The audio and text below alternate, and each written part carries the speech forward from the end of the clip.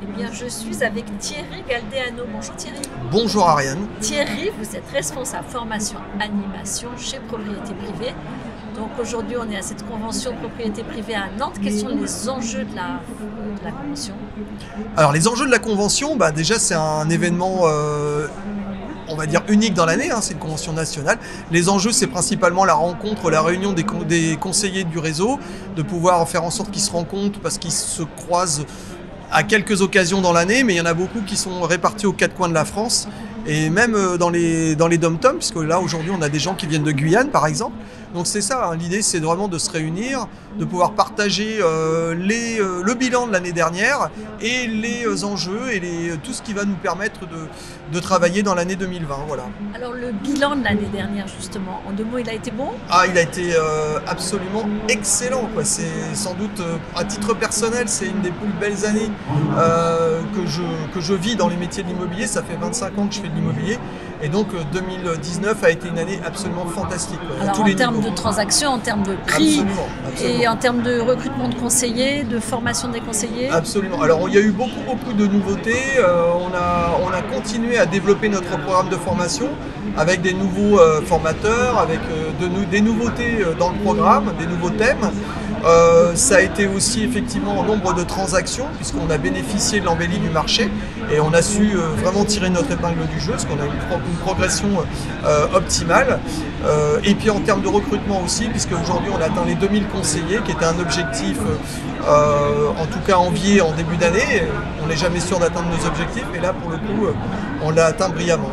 Alors qu'est-ce qui fait venir les conseillers immobiliers chez Propriété Privée, les valeurs fortes du réseau? Alors, il y a plusieurs choses en fait. Déjà, il y a une chose principale qui est assez marquante, c'est le nom de la marque, propriétéprivée.com, qui a été l'excellente idée du fondateur du réseau, qui était Sylvain Casters, avec qui j'ai eu la chance de travailler pendant quelques années.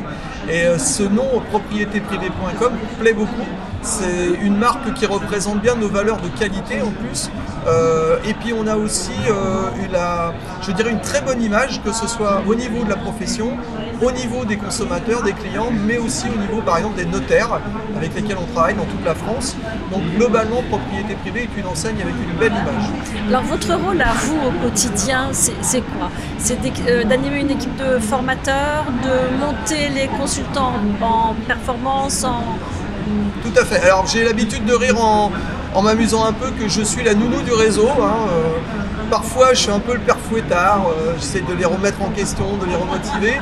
Bon, j'ai un rôle qui est absolument captivant puisque je vais travailler aussi bien avec le service recrutement pour faire le lien entre les conseillers qui intègrent le réseau et ceux qui sont déjà sur le terrain. On fait en sorte de bien les accueillir évidemment. Je travaille avec les conseillers au quotidien puisque j'anime des formations live en webinar. J'essaye d'innover aussi à travers les formations. Par exemple, je fais des formations avec des jeux de rôle en webinar, donc j'essaie de trouver des nouveautés. Je travaille avec notre équipe d'animateurs. On a des animateurs qui encadrent des équipes sur le terrain.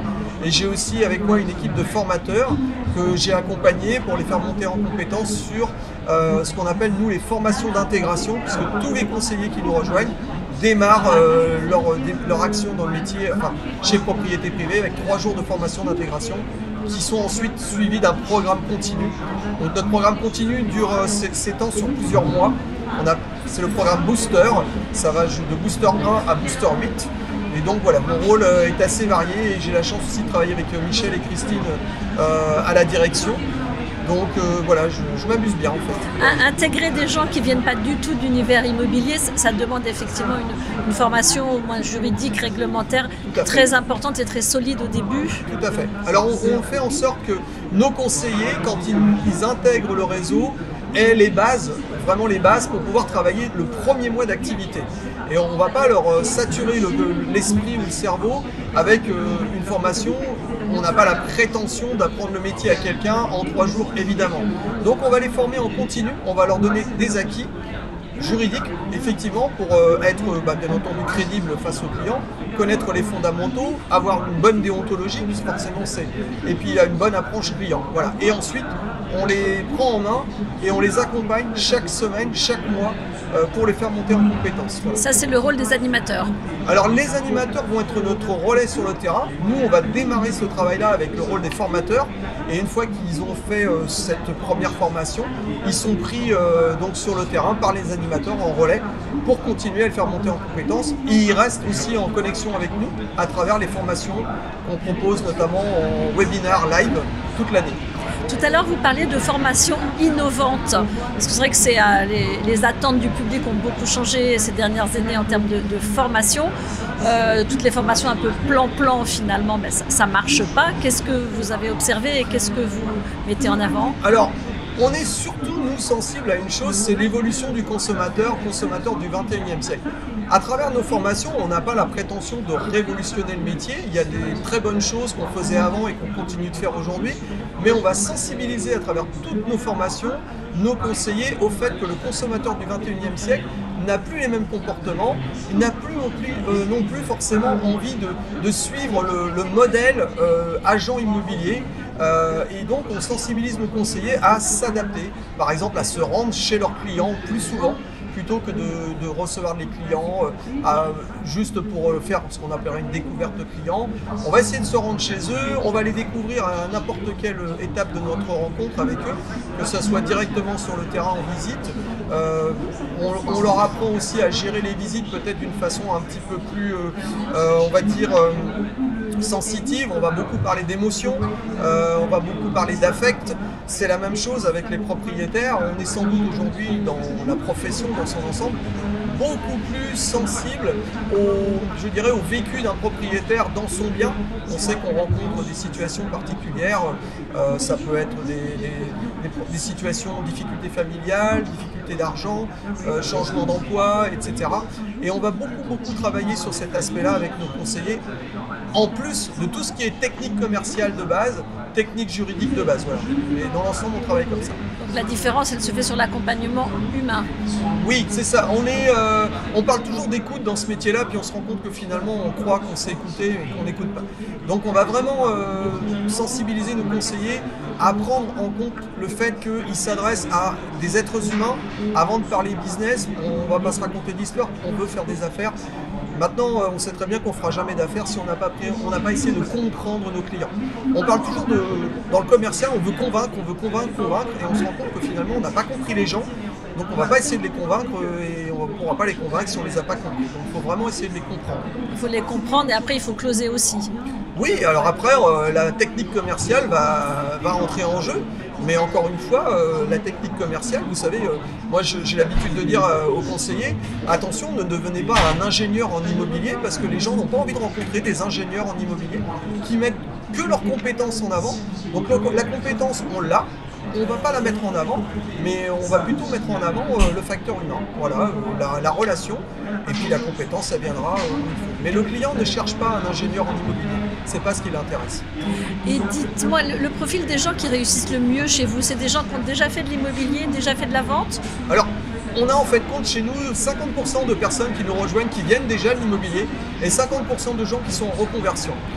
Les traits communs de ceux qui réussissent, c'est plutôt des traits communs de capacité d'adaptation au client, des capacités à gérer le travail en autonomie parce qu'ils travaillent chez eux, on leur fournit tous les outils pour qu'ils soient autonomes.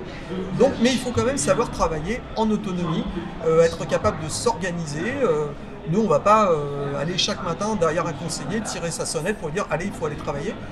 Il y en a qui ont cette maturité-là et il y en a qui ne l'ont pas. Mais ceux qui ne l'ont pas, ils repartent au bout de combien de temps?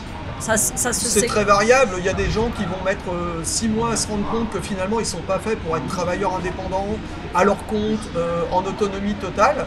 C'est en lien aussi avec le métier, parce que certains se rendent compte qu'ils ont une perception peut-être un peu fantasmée du métier. C'est un métier où il faut travailler beaucoup, on se fait énormément plaisir, mais le travail reste la priorité. Hein. Si vous ne travaillez pas dans ce métier, comme dans d'autres d'ailleurs, mais c'est peut-être pas ce que les gens ont vu en premier avant de rejoindre les métiers de l'immobilier. Alors nous, on les briefe au recrutement, on leur dit ce qu'est le métier, mais vous savez bien que entre le rêve, l'idée qu'on s'en fait et les gens qui nous disent oui mais j'ai bien compris, je me suis renseigné, et le vivre au quotidien, évidemment il peut y avoir un écart.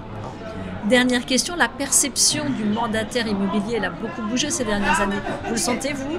Alors oui, alors pour le coup, oui, parce que moi j'étais un agent immobilier traditionnel, comme on dit, et j'ai rejoint les métiers de l'immobilier Internet un petit peu par opportunisme et par hasard en rencontrant Sylvain Casters.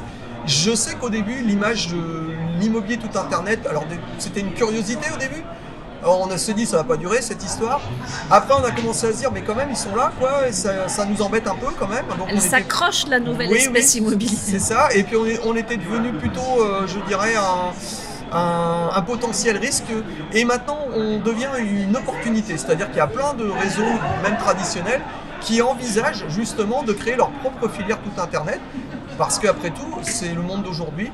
Les banquiers travaillent avec Internet, les assureurs travaillent avec Internet, votre cuisiniste vient chez vous et travaille à partir d'Internet, et il n'y a pas de raison que le conseiller immobilier ne fasse pas de même. Donc aujourd'hui, c'est une vraie évolution. La profession est, on va dire, adoptée aujourd'hui, elle est acceptée avec ce modèle-là. Et je pense qu'il n'y a plus vraiment de problème. On fait le même métier en plus, hein. Ayant connu les deux, je peux vous garantir qu'il n'y a pas de différence. Donc aujourd'hui, je pense qu'on a passé le cap. Voilà. Merci beaucoup Thierry. Je rappelle que vous êtes responsable formation animation de Propriété Privée. Merci Ariane, merci à vous.